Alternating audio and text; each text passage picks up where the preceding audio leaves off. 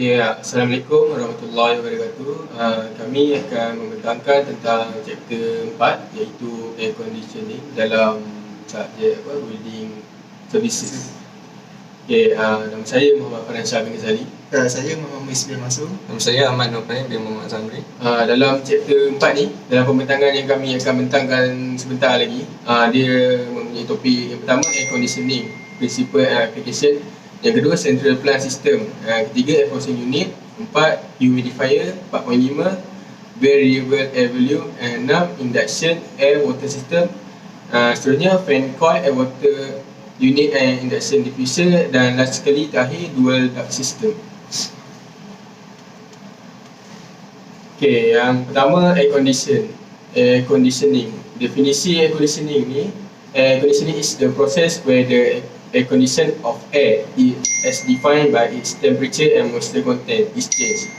Maksud dia, proses air conditioning ni di mana angin udara dia akan menukarkan suhu udara yang sedia ada, dia akan moisturekan menjadi satu perubahan suhu daripada baham jadi kepada sejuk. Sihatlah. The principle of air conditioning. Yang first, dew point. Temperature at which the air is saturated 100% RH, and further cooling manifests in condensation from water in the air. And seterusnya, dry bulb temperature. Temperature shown by a dry sensing element such as mercury in glass tube thermometer. So dekat graf tu kita boleh nampak temperature dengan dry bulb temperature. Yang seterusnya, enthalpy, iaitu total heat energy. Sebagai contoh, sensible heat plus latent heat. Specific enthalpy, iaitu KJ dia punya simbol, iaitu bermaksud kilojoule atau per kilogram dry air.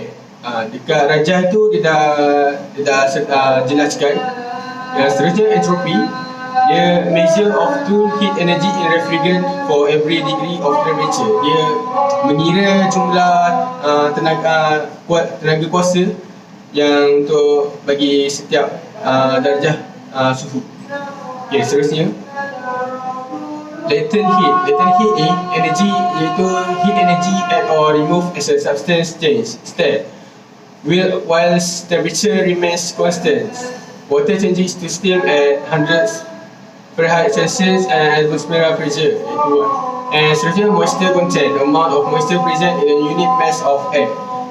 And seterusnya, percentage saturation, ratio of the amount of moisture in the air compared with the moisture content of saturated air at the same dry bulb temperature. Sebelah itu dia akan menunjukkan graf di mana bacaan graf drying time dan minimum energy itulah. Jadi dekat graf tu dia dah settlekan. Seterusnya, central plant system. Saya akan berikan Ahmed Fahim untuk sambung sesi pembahasan ini.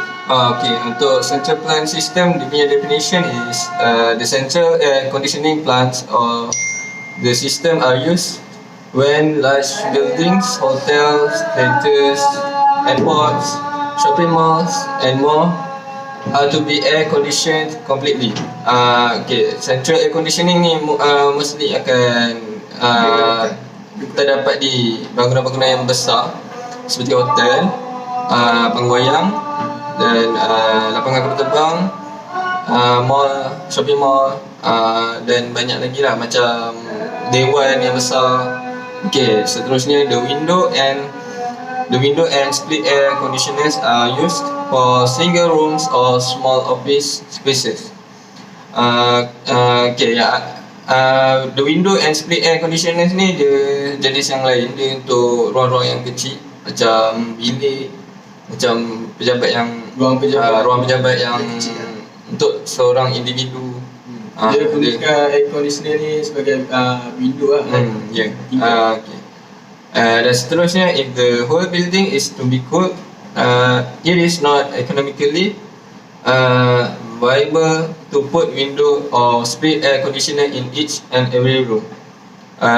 Lastly, this small unit cannot satisfactorily pool, the large halls, auditoriums, receptions area, and more. Okay, next we're going to talk about types of central plan system. Okay, firstly, DX central or the central air conditioning plant.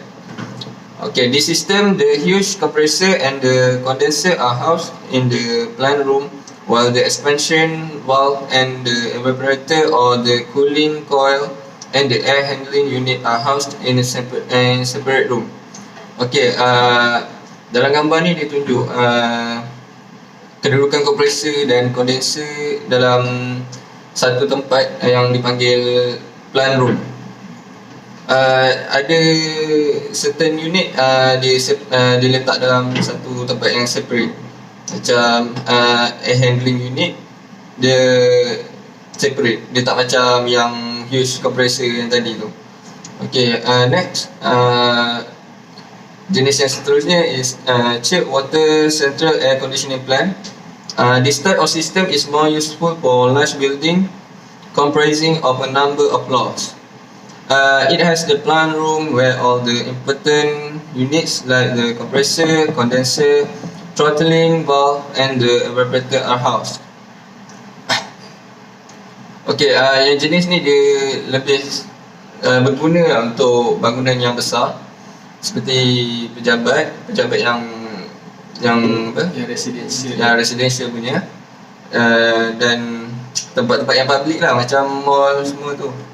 Okay, dan seterusnya kita beralih ke topik air processing unit. Saya akan beri ruang kepada Muhammad Muiz. Okay, air processing definisi untuk air processing unit ni, dia ada 4 flow untuk design dia, untuk correct.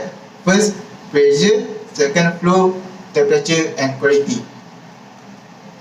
Okay, the air processing unit include, dia macam include yang terpasuk dengan processing dia. First, cooler, auxiliary air compressor, filters, air dryers, compressor air tanks, regulation, pressure valve. Okay, untuk humidifier, bagi definisi dia, device that puts moisture into the air and for increasing the amount of water vapor in the air of a room or building. Ni macam device ni untuk tambahkan udara dan air pada vapor untuk menjejukkan lagi bangunan tersebut. Humidifier make it easier to breathe for person with certain condition. Maknanya udara sihat lah untuk orang yang untuk penghuni satu ruang. So yang ada penyakit pernafasan pun tak ada masalah bila ada humidifier. Dia akan neutralkan keadaan tu. Okay, type of humidifier ni system vaporizers, steam vaporizers. This use electricity to create steam which cool before it leave the unit. Mana dia unit ni menggunakan elektrik dan menghasilkan wap untuk membuat bilik tu jadi sejuk. Okay, there is a risk for of burning skin and people should avoid using steam vaporizers around children. Dia walaupun ada cool tapi ada risiko dia kepada children lah, kena untuk kanak-kanak sebab dia tak sesuai, panas. Ya, panas. Nembak kulit kanak-kanak dia halus, dia tak sesuai. Okey, untuk unit seterusnya gunakan ultrasonic humidifiers. Instead of electric, this unit use vibration to evaporator. Dia ni tak guna elektrik tapi dia gunakan gegaran untuk menghasilkan wap tu. Okay, seterusnya evaporators. This produce humidity by blowing air past evaporator water. Okay, impeller humidifiers. These are generally child friendly and use rotation disk better than heat to vaporize water. Maknanya yang ni sesuai untuk kanak-kanak, dia tak ada gunakan bahan haba dan vaporize water lah. Ini sesuai. Okay, center humidifiers. A person connects one of these units to the central air conditioner in the home or office to atmosphere to the interspace. Yang ni untuk lebih ruang yang besar. Kalau macam office ke, dia sangat sesuai sebab dia area dia, coverage area sangat besar. Okay, expanding of humidifiers. Depending on the state of the air on entering a spray portion, it can be humidified or dehumidified. Humidification in the presence of moisture is understandable, but the humidification is less easy to comprehend. It occurs when the spray is at a lower temperature than the air and the dew point of the air. In this condition, the vapor pressure of the spray will be less than that of moisture in the air, and some pressure from the air will be transferred into the spray water. Hence, the humidification. Okay, seterusnya saya akan serahkan kepada Fahim. Okay, seterusnya itu variable air volume. Dia punya definition, the VAV system has a central air processing unit to produce air at a specific temperature and relative humidity. Yang kedua, the condition air from the main unit is conveyed in ductwork or ceiling diffuser which incorporate thermostatically controlled architecture. This can change the air volume to suit each room load. In a large room, several of these VAV ceiling units may be controlled by one room thermostat. Air distribution is usually medium to high velocity. The air temperature in each zone can be varied with the heat energy in the delivery air volume. But the system is only suitable for building having a fairly even distributed cooling load. So dia punya maksud sini, dia punya air condition ni, air condition udara ni dia adalah berpunca daripada conveyor ductwork yang terdapat pada siling-siling diffuser yang berada pada dalam bangunan tu. Dalam satu ruang dia ada diffuser kat atas tu, dia untuk menyedut udara dalam ruang tu, haba tu, dia akan bebaskan, singkirkan keluar. Okay, seterusnya variable air volume, iaitu yang tadi tu VAV, air handling system. VAV system are very popular in many modern buildings. VAV system contains many zones with diverse airflow needs. And system have bed zones. System are dynamic, have minimal airflow zones. So kita boleh nampak dekat gambar rajah yang disediakan, dia punya flow VAV tu, dia akan bawa ke mana dia punya flow tu. Dia ada dia punya ruang dia. Ini dia punya secara detail yang kita boleh nampak dalam rajah ini. Yang pertama, kita boleh nampak velocity sensor untuk measure airflow, and the second, flow damper, iaitu untuk control airflow, dia untuk mengawal saluran udara. Yang ketiga, mixing box, reduce noise, dia untuk mengurangkan bunyi. Yang keempat, VAV brain, iaitu calculate and controls airflow, dia untuk mengira jumlah udara itulah. Dan yang kelima, reheat option. Reheat ni dia di mana dia akan pemanasan semula. Itu dia punya option. And seterusnya, what makes VAV performance better? Okay, kenapa Yang pertama, airflow measuring, iaitu velocity sensor. Dia punya punca dia iaitu more accurate to measure the airflow.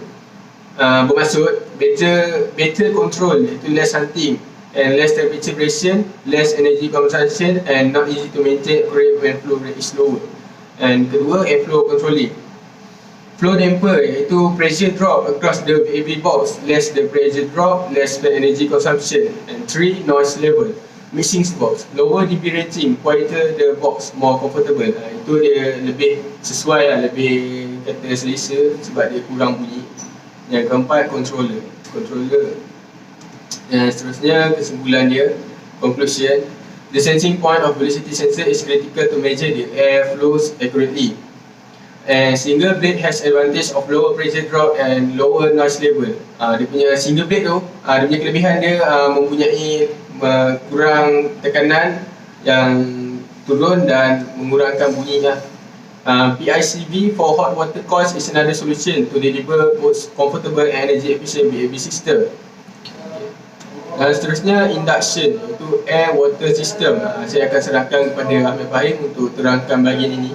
Okay, for induction of air or water system, The definition is water systems are introduced as a hybrid system to combine both advantages of all air and all water systems. The volume of the combined is reduced and the outdoor ventilation is produced to properly condition the desired zone. The water medium is responsible for carrying the thermal load in a building by 80 till 98% through heating and cooling water, while air medium conditions the remainder. So the induction unit is an induction unit induces the airflow in a room through cabinet by using high velocity airflow from a central air handling unit. Secondly, replaces the forced convection of the fan in the fan coil by the induction of buoyancy effect of the induction unit. Lastly, can be performed as mixing the primary air from the central unit and the secondary air. So ni gambar ajar dia punya airflow dia dalam dia punya unit induction tu. Okay. Next, fan coil or water unit and introduction diffuser.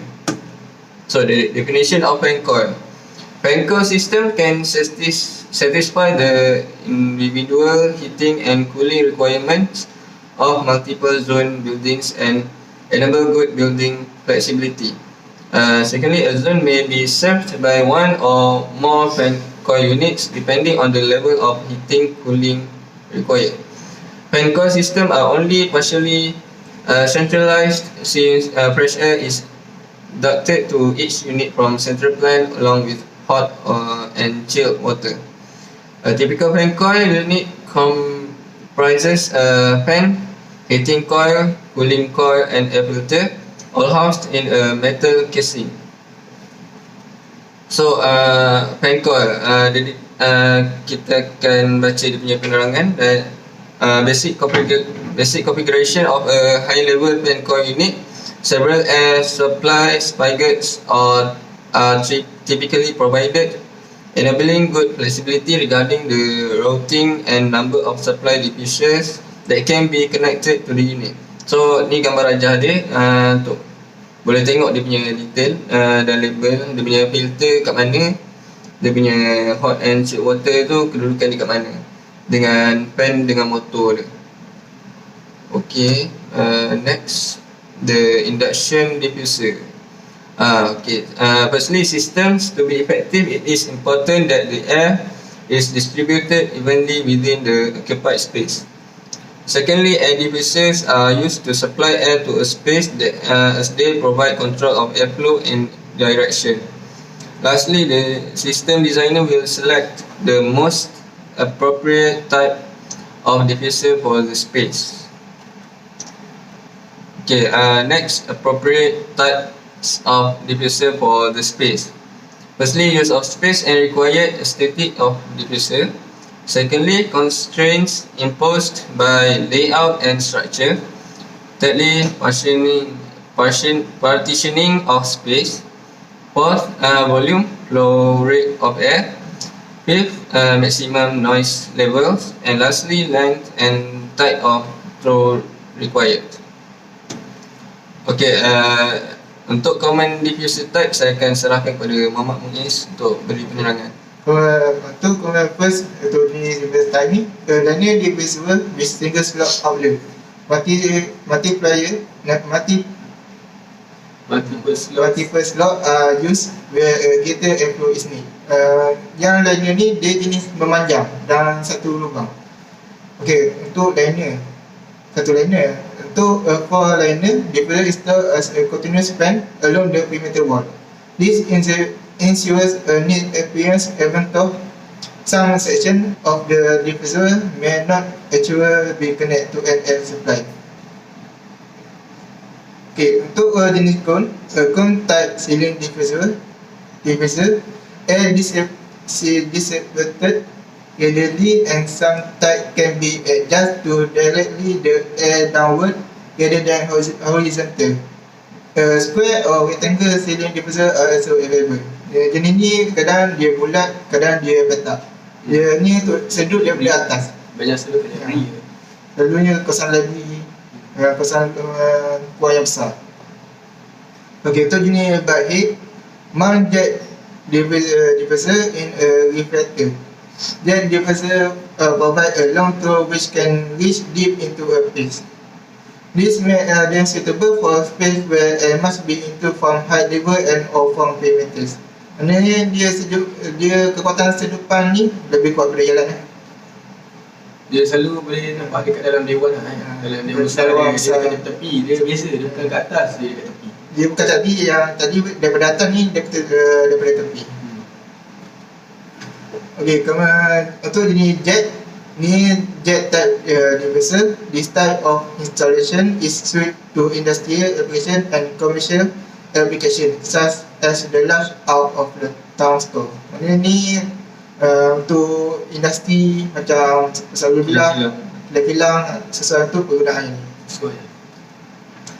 Okey, seterusnya extend ceiling appearance, enhance ceiling appearance and simple installation is possible by combine the diffuser with other overhead service.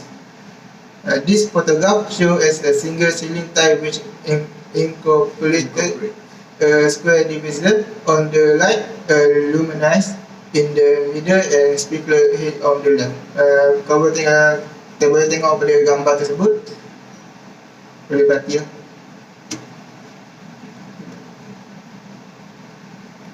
Untuk dua duct system,